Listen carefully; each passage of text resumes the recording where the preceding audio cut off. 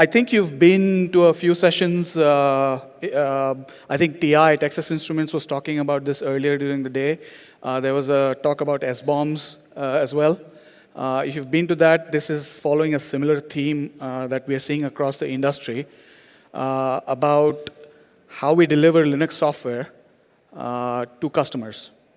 So my name is Amit Kucheria. I am Director of Engineering. My job is very simple. Getting more Qualcomm platforms supported upstream. So this is what a traditional BSP delivery looks like today. So effectively, you have the silicon vendor that create the initial hardware enablement. So they enable the hardware. Then they work with the OEM partner that builds boards around their silicon. And the OS vendor, so someone like a Red Hat or a Canonical Ubuntu, who build the operating system that runs on this board, and that goes to the end user.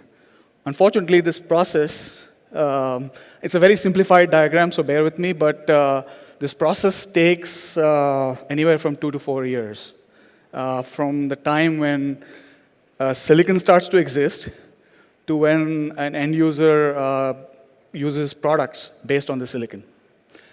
The problem with what we've been seeing over the last couple of decades is, and this is traditional, this is what everybody has been practicing in the industry.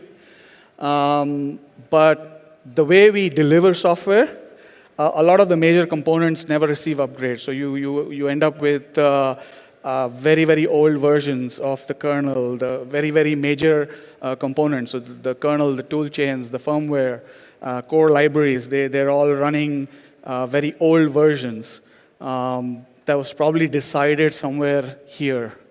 So by the time the customer gets their hands on the product, the software is already 2, 3, 4 years old, if you're lucky. It can be older. So this is basically how software has been developed for Linux platforms for many, many, many years. And that was fine. It was fine because of various reasons. There was always the rush to go to market. There was always the product pressure and whatnot. But what you ended up with is effectively that the software is stale. I mean, 4 years, 5-year-old software into the hands of customers, the software is actually stale at that point. You're not receiving a lot of security updates, bug fixes that have been made in the upstream projects, whether it's the Linux kernel or the tool chain or the core libraries that you might be depending on, maybe the SSL library, that's maybe the cryptography has been broken and you're still shipping an old version. So these are the kinds of problems that existed with this delivery mechanism. And one of the issues has always been that BSPs delivered by software vendors, by silicon vendors, ended up dropping a lot of support for old hardware. So there were very specific BSPs for only a subset of the platforms, the current platforms that they wanted to support. So someone like, you could end up with multiple BSPs depending on what platforms were supported in them, and a future BSP might drop support for an older platform and whatnot. So developer tooling was another issue. So I don't know how many people have faced this, but sometimes you just need to install like obsolete versions of an Ubuntu or something just to get something to build for that version of the software. You need to find like an 1804 Ubuntu to compile this and install this to get all of this to work. Bug fixes become harder as your software grows older in the field, and your software upgrades obviously become more and more expensive. So you have this very expensive engineering team who their only job is to keep finding bugs in the upstream version, in the existing version, find if there are fixes done upstream, and then try to either backport them or fix them themselves, right? So this is the traditional delivery model, and this isn't working well for us anymore. So modern products have gotten complex. There's a lot of need for OTA-driven capabilities so that you can receive security updates. And in some case, you want to even roll back because something doesn't work out as part of the update. You need proactive maintenance of the software. So it's not about somebody just reporting a bug, but you also constantly look upstream to see if there were bugs reported in the upstream vulnerability databases and whatnot. And people are asking for SBOMs, which means what is the exact version of each component that was bundled together in the software that you delivered to a customer. So all of this hardening, for example, people are asking for hardened distribution so that user data is not at risk anymore. So this is all becoming harder with the traditional BSP delivery model. And so you come down to where you have one of two choices. The traditional way, which is you keep patching old software and somehow making that work keep it up to date, basically. Or you find a way to dramatically improve your CI/CD processes and always test against against the main line of the various projects that you're working with. So there's obviously no one way to do everything right, but these are the two major ways. So the first one is the traditional way of doing things, and I think what the industry is coming around to is that maybe the second way is better. So the reason for this talk is the Qualcomm Linux initiative that we've kicked off roughly a year ago, I think. We think that we are going to have to evolve to the second way of doing things where we have a common baseline that is constantly being maintained. That makes it much easier for us to not only fix bugs, track, make sure that customers who use our software and our platforms are always shipping secure software. And the way we've sort of gone about thinking about this is three areas, basically, to begin with. One is componentization. So what I mean by componentization is everything that we touch as Qualcomm, so whether it's the Linux kernel or the bootloader, or could be a glibc or a network manager, whatever it is that we touch becomes a component. So we have to start thinking of them as independent projects with independent upstreams. We cannot think of the entire thing as one monolith. The reason is that once you have a monolith, you start building dependencies. You start assuming dependencies. And so what we want to do is break those. So by using components, what you're saying is my Linux kernel is always aligned to the main line of Linus Torvalds tree. The same thing would be true with glibc. The same thing could be true with the SSL libraries and whatnot. And so anything that we have made significant engineering, we've put significant engineering into, we want to upstream all those changes. And in the meanwhile, while we are working upstream, we want a place to stage them separately. Upstream first is very simple. So basically, anything that we want to change, let's see if we can first get all those changes upstream and then find a way to bring that back into a release that goes to our customers. This is easier said than done, but we are finding ways to get better at this. So the common baseline of components basically allows us to always ship a mainline-based bundle, if you may. I won't call it a distro per se, but more like a bundle that we can that customers can then use to build products out of.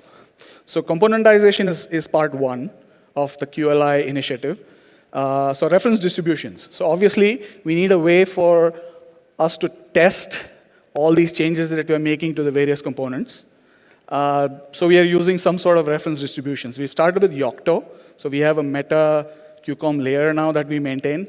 And that was the start where we're starting to bring all these components together against mainline, for QLI mainline. We've also started, for one project, we've also started doing Debian. Same components, but just being packaged in a different form factor to fit into Debian. So now you can basically use the mainline-based components from Qualcomm in two different distros. Who knows what we'll do in the future? Maybe a Fedora, maybe a OpenWRT, whatever is required. But this is how we are thinking of how software delivery will evolve over time. The one advantage we think that this gives our partners, our OEM partners, is it allows them to remix components. So we might be supporting Debian in our reference distribution, but let's say a customer wants Ubuntu or a different distribution. They're absolutely able to take those components and remix them in their own way into their own distributions with slightly different configurations without having to talk to us. Because these are all being delivered open source in the public. They don't have to come talk to us for every single thing. So I think that, to us, is a big benefit of this instead of the monolithic BSPs that we did earlier. And then robust CI/CD. So this is work in progress, but effectively, because we are changing the mainline, because we are tracking mainline, obviously we could be introducing new regressions. And we want to get better at tracking those regressions and making sure that we are not breaking existing functionality or adding new bugs while trying to fix old bugs. So this is going to be an ongoing process and probably the most important part of this. I mean, once we have done this, that is where that is basically what is going to determine whether QLI mainline is going to be successful or not. How good we are able to test these platforms. So I've been asked several times why we are doing this. I think a lot of our senior management has also talked at various forums about why we want to try to do this. So one major reason is product life cycles. So 15 years ago, 20 years ago, when Qualcomm delivered software into mobile phones, the product life cycle would be a 2 or 3 year product life cycle. So you could afford to have an engineering team that maintained the BSP for the cycle of for the 2 or 3 year product life cycle, and then move on to the next SoC or the next product. But now, not just mobile phones, but other markets that we are active into, automotive or IoT or others, they can easily go up to 10 plus years of support.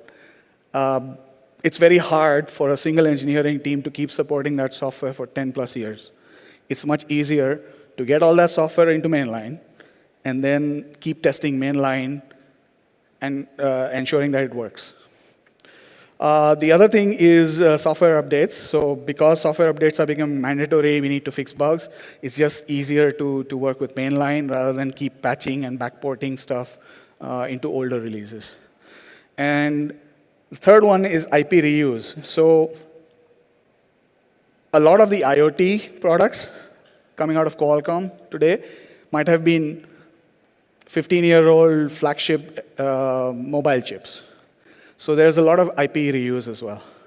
So as a result, if you have worked upstream, what we get as a result is a reduced engineering effort if we continue to work upstream, and the benefits of a richer ecosystem of our silicon-enabled upstream.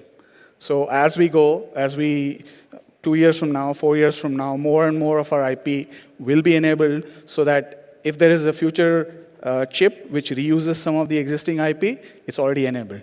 We don't have to do any extra work for this. And choice, I already talked about this. So it allows our partners to remix things as they choose. So here's the pointers to some of the projects that we've started. There's a QR code in there. I'm going to share the slides with the organizers at some point. But effectively, there's a Qualcomm Linux GitHub now, and that's the umbrella project for a lot of this stuff. Under that, you will find the kernel. So we maintain something called as the Qualcomm Next. So if people are familiar with the way Linux is developed, and there is a Linux Next, which does a pre-merge of all the maintainer trees just to see if there are any conflicts, we are starting to do the same thing with our internal kernel teams and see if there are any conflicts, catch them early as we are going through the process of upstreaming. I mentioned the Yocto side. So MetaQCOM is our Yocto layer, and then there's another third-party layer that we are working around the policy for, which will allow some of our partners to enable their platforms on top of the base platforms that Qualcomm supports. So the base platforms would typically be our reference boards. So if you've heard of the RB1 or the RB3, RB4, I mean, these are the platforms that we typically relatively low-cost platforms that are available to developers, and those would be enabled as part of MetaQCOM. And the third party could be derivative products or new products coming out of based on similar chips. There's a Debian image builder, which basically it uses a tool called DebOS, which basically allows you to build your own distribution by having some custom packages and by pulling in the rest of Debian. So this is what we use there. Currently RB1, RB3 Gen 2, RB8, these are some of the platforms that we have supported in there, and there are many, many more platforms that are coming down the pipe. So current focus in QLI. So adding support for more platforms obviously is one of them. Improving documentation on how to use this platform, how to use these builds, how to remix your builds, how to swap out components that you might want to override with your specific versions. I think we're going to continue working on those documents. Testing is going to be a common theme because, as I said, it is the key to ensuring that QLI mainline isn't regressing on older platforms or causing new bugs in the platforms you're trying to enable. Hardware lab setup. So again, this is related to testing where a lot of these reference boards will go into labs that are running 24/7 CI.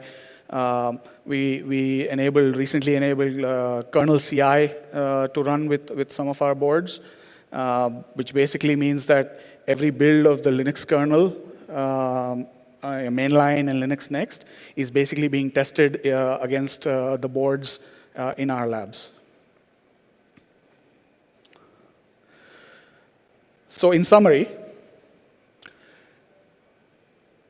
what QLI does is basically it changes the way we develop and deliver software. All the new hardware enablement goes into Linux mainline so that over time, you'll find that, okay, we have 4, 5, 6 platforms being supported in mainline, but that is going to get broader. That support is going to get broader over time. This helps us by reducing the amount of effort if the same IP is being reused in future silicon.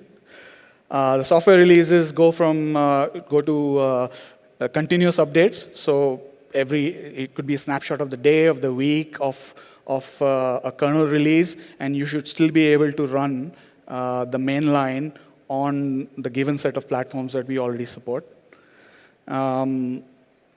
Commercial releases is an important question. So the idea today with QLI mainline, and some of this policy wording will come out in the coming weeks and months, is that there will be some sort of commercialization based on QLI mainline with basically hardening of the platform that could be offered to customers. these platforms will have support because they are being tested against older targets. Your customer will be able to maybe choose to move from a very old version of the kernel or the tools that they were using on top to the latest version because it has been sufficiently tested against mainline. And for OEMs, ODMs, partners, basically the core features are being continuously tested. So they can focus on their application rather than basic platform enablement on their board. And that's it. Thank you. I'll take questions.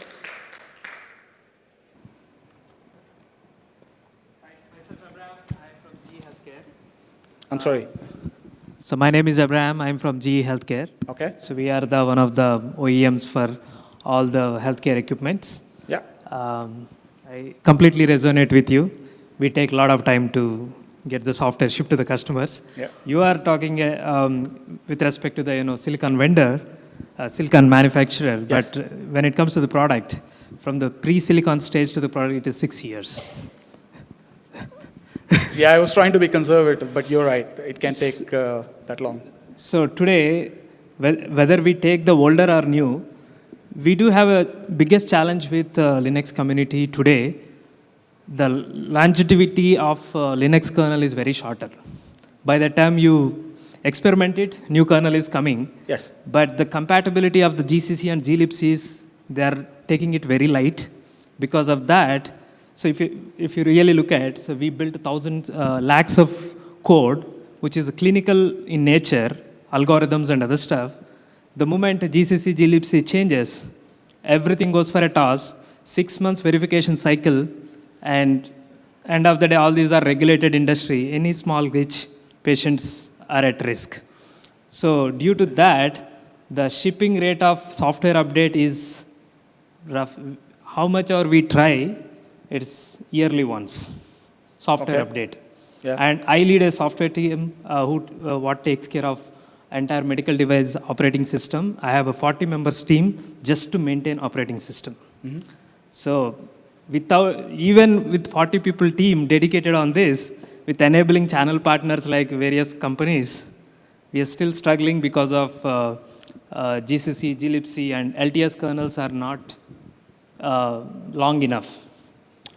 But, okay, so you're saying that you need more stable versions of some of these key components to be maintained for longer? Yes. Okay. Longer and faster updates. Basically, what happens is the moment when LTS version X to Y change, all the sysfs interface, everything goes for a toss. Mm-hmm. And then even if you try to do kernel CI, all those stuff, it doesn't work.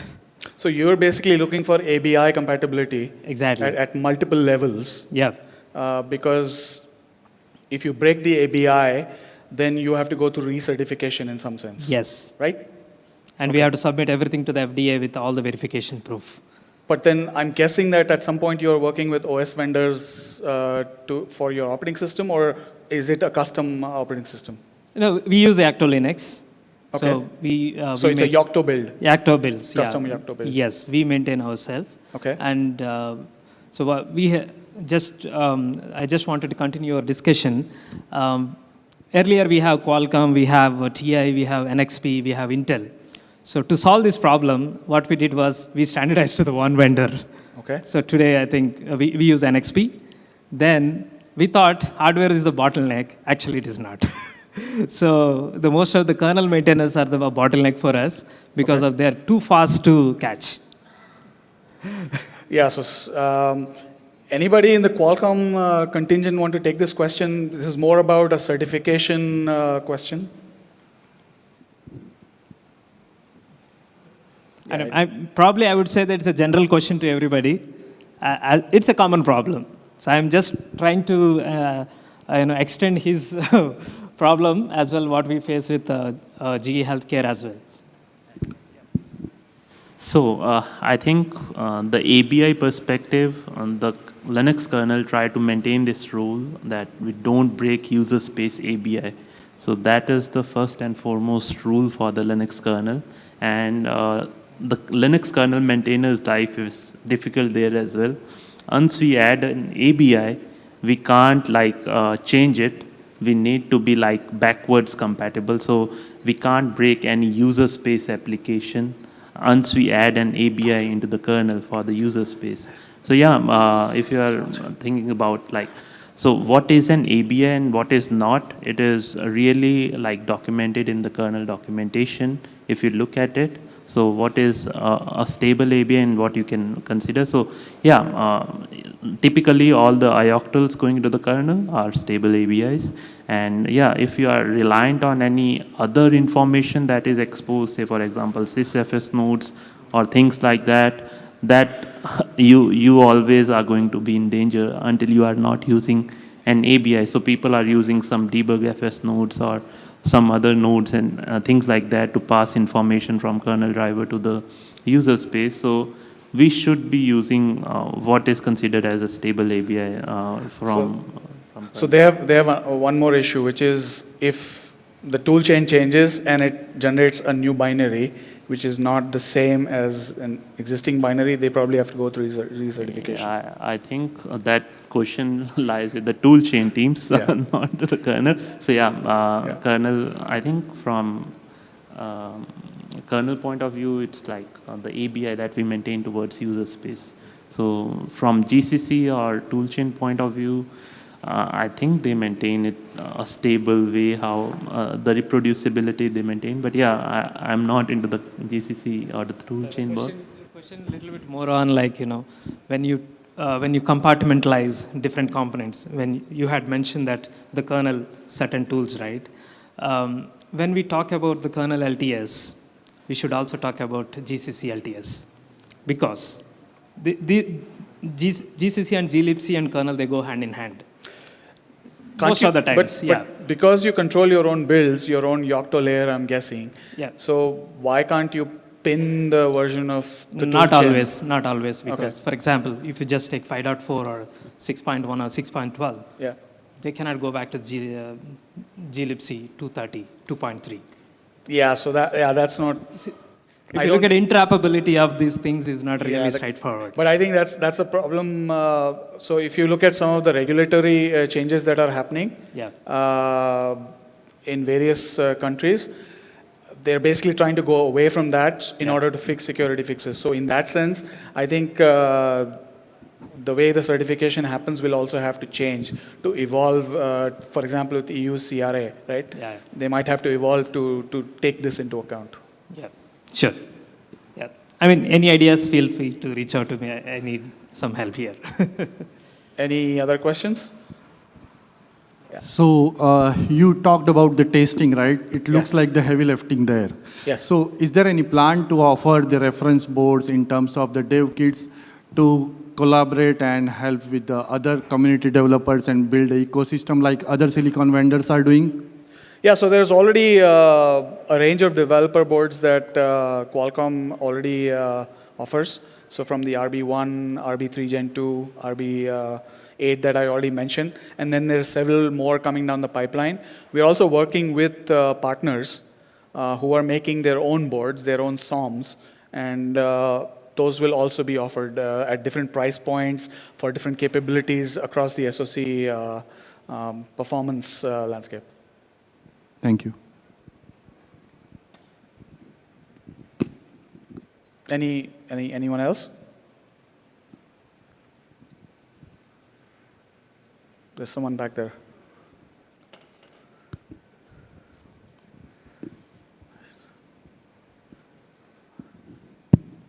Yeah, asking to the previously he asked, the challenge is everyone, the people who use open source, they are only receiving mode, especially some companies. I'm not telling to especially use.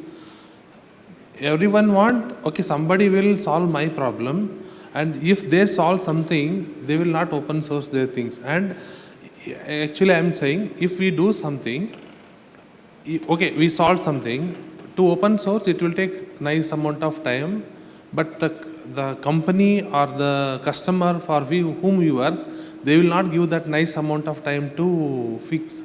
Okay, you send some patch and they will give query and again you send something. Sometime it may be immediately it will upstream, or it may revision, it may go even 6 months or something. What will happen? This will lead to the people are receiving mode and they are not ready to expose what they have done. And at the same time, it is open source, and even in some companies and some customers are not ready to spend extra amount of time, what the effort they have done to push it back to open source. This is a challenge actually. Maybe he is telling he is having good amount of members, but what you have done also you upstream, so that same response will come.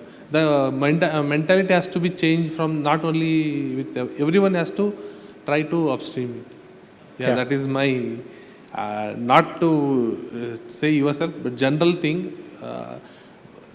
My problem will be solved by someone else. That is the general thought.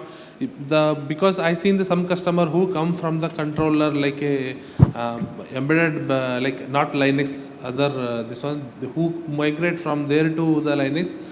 Those customers mindset will be like you have to solve within the some time or fix it immediately. That their mentality. It will take some time. Over the period it will solve, I think. Yeah. That's it. I think that's a great point.